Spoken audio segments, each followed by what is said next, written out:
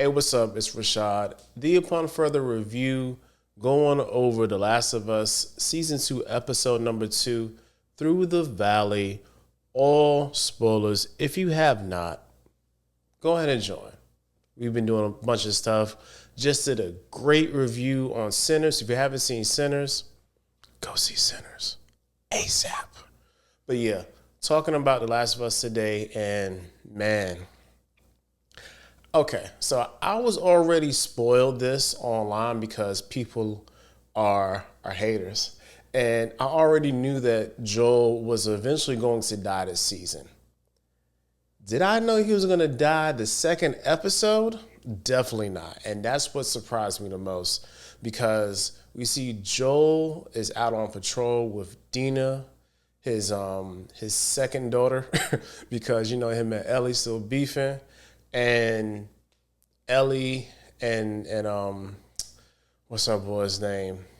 I forgot his name. Well, Ellie goes out on patrol as well, and they see that it's a really bad storm, and they gotta basically hold up where they are until the storm passes over. Now, before this, we see the people in the town, and they're prepping because they have, look, hey, bunch of effects that are out there. We just want to make sure we go over all our plans for this. Everybody, if something goes down, enact the plan, stick to the plan.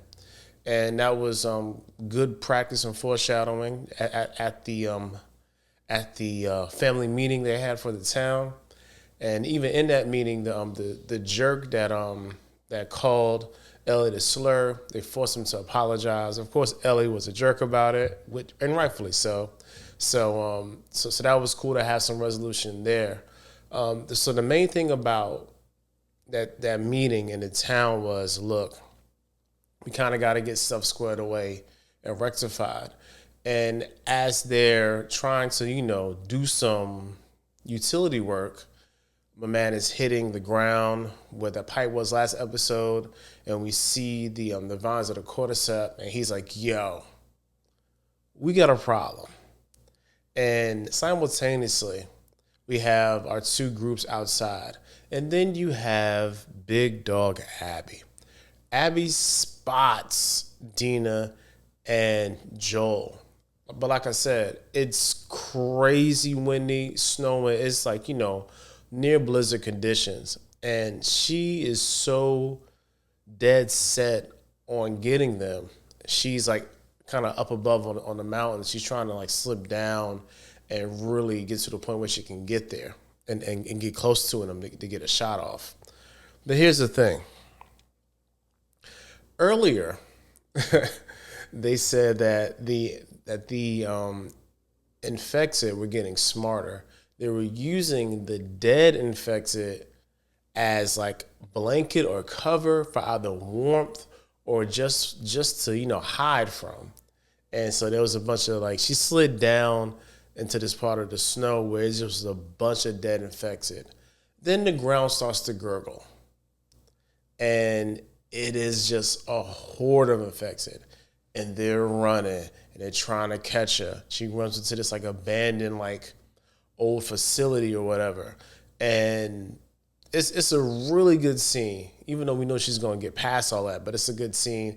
And they're breaking down the fence and she's crawling through, and then boom, your boy comes to save the day. And when I mean your boy, you already know I'm talking about Joel. So Joel saves her. She figures out, because Dina shouts his name like, yo, Joel, we got to get out of here. And he's like, look, hey, kid, are you coming or not?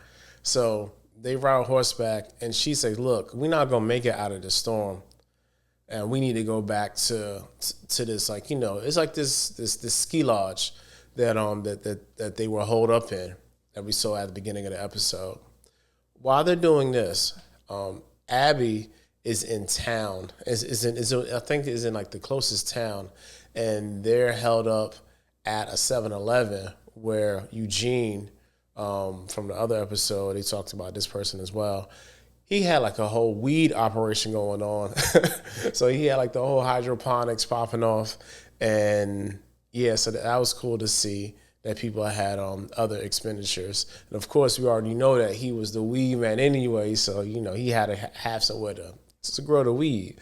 And yeah, so they were talking and conversing, and of course earlier he was mad because his girl was making a scene back at the party the night before, where she got drunk and was like being all quote unquote inappropriate to that man, and was kissing and whatnot. So he was like, man, I'm just messing with you. I really don't care.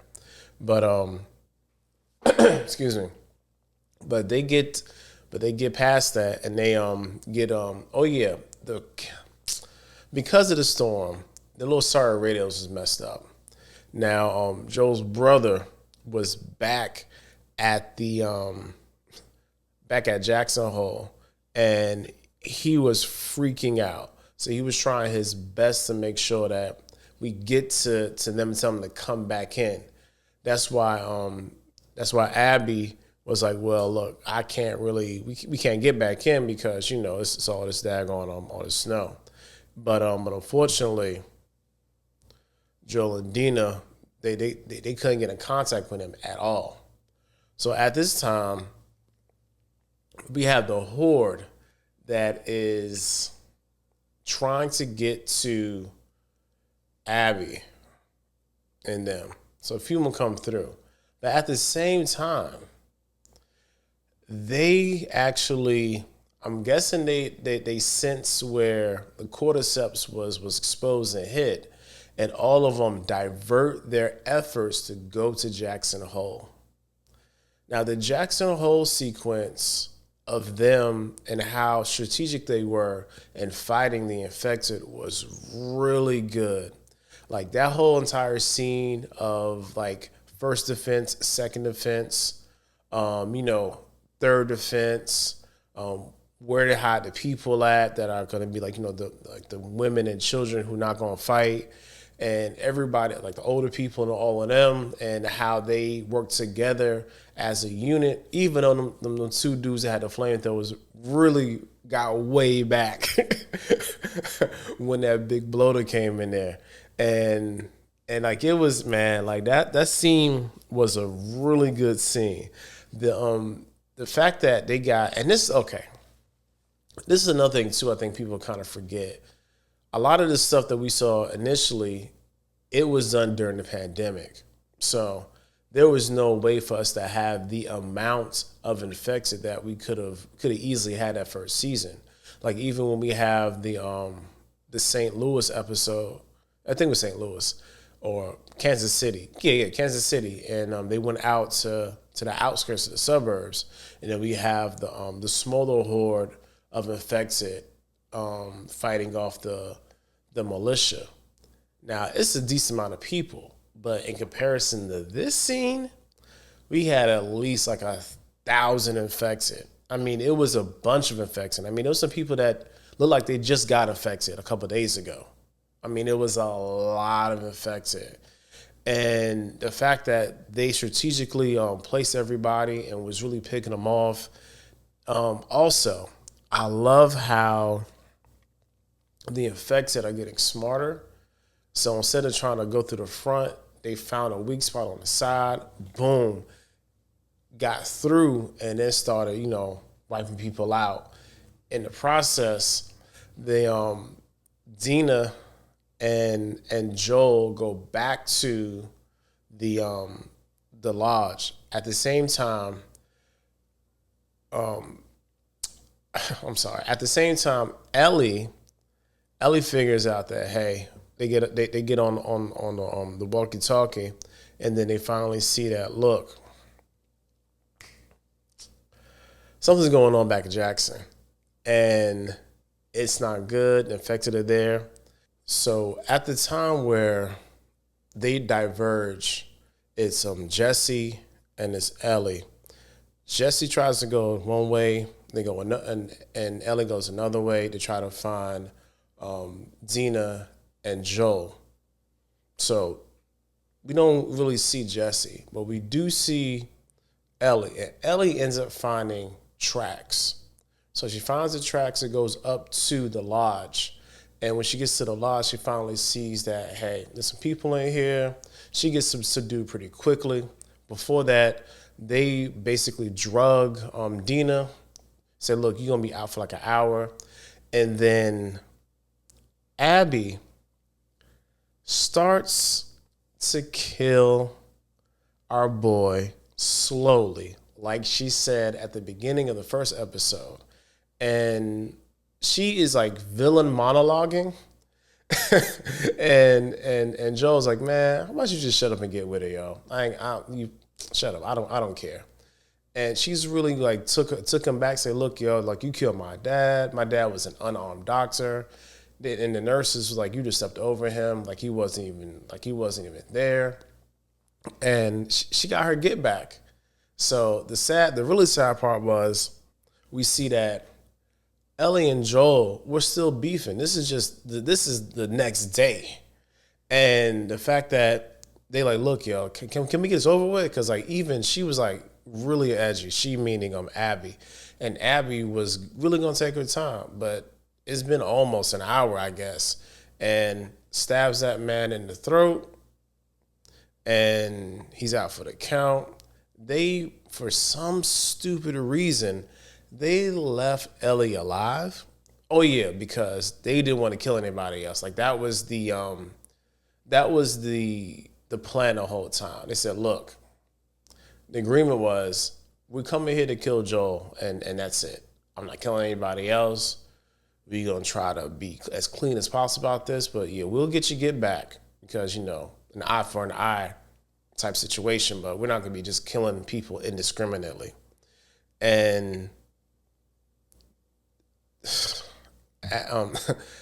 Ellie, man, like Ellie crawls over there because she got roughed up too. Ellie crawls over to him, takes the the stick out of, because basically he was getting beat with a 9-iron, golf club, and the club broke, and she just stabbed him with it, and he just was holding her, and that's how the episode ends for them. Back at Jackson Hole, like they are taking some major losses, even though eventually they end up winning. There's a really awesome scene of Mark's brother. I'm saying not Mark. Who is Mark? I'm gonna say of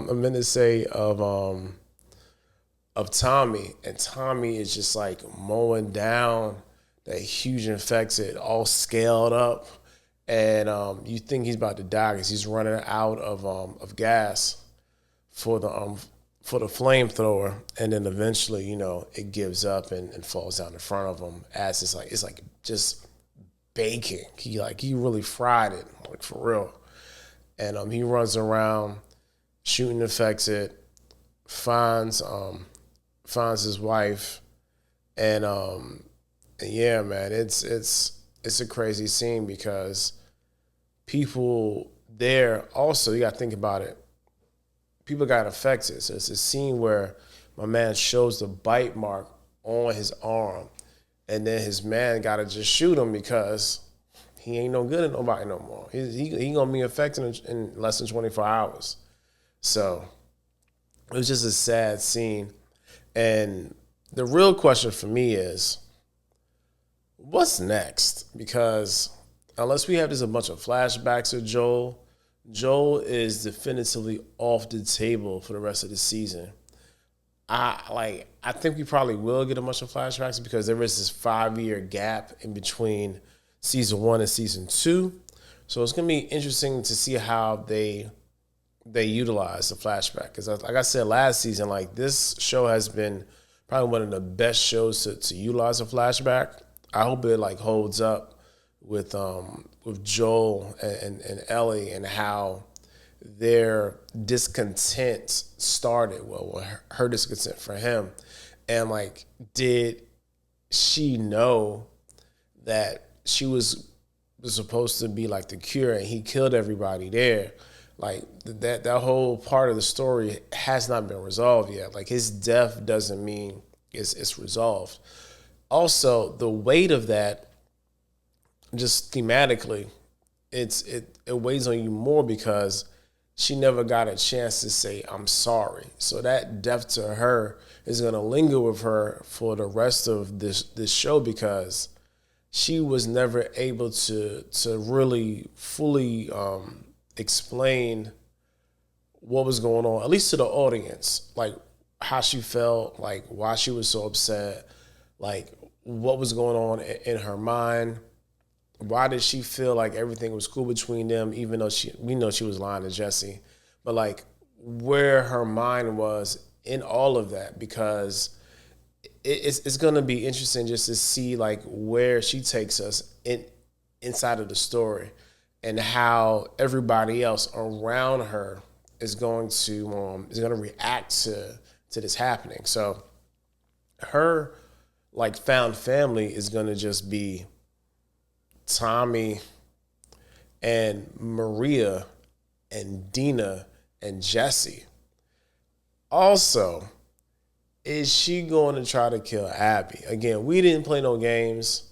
This is going to be 3 seasons total.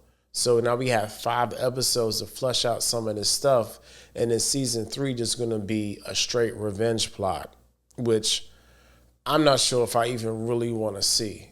But if they make a compelling argument for it right now, then of course, I'll totally be on board. I've been on board with this show ever since episode 1.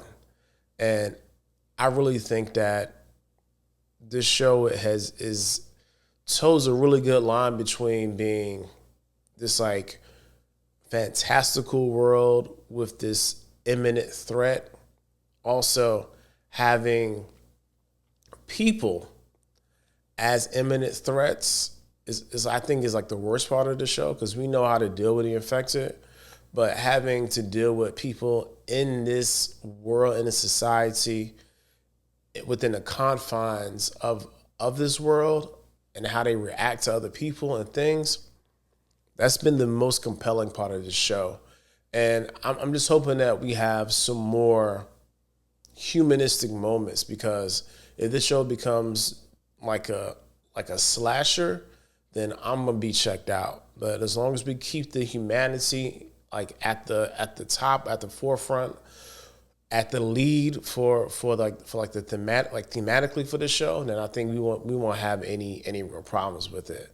But yeah, like it was real another heartbreaking episode for The Last of Us. Like I'm not even sure how this is gonna. I don't know how this is gonna go.